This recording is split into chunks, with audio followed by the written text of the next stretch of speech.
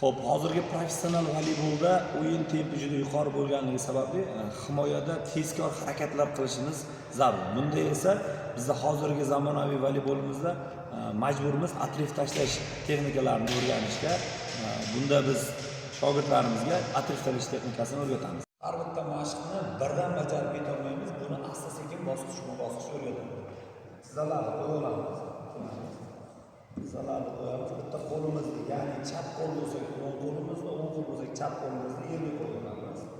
Keyingi qo'limiz bilan to'g'riga cho'zilamiz. Qo'lga qattiq bosmagan holatda va qo'ldan qo'limiz uzilmagan holatda bo'lishda xuddi o'shanda holat. Yana qoldiramiz. Endi tezlashtiramiz. Tashlaganda endi oyoqlar orqaga ketishi shart. Ya'ni oyoqlar orqaga bukilishi kerak.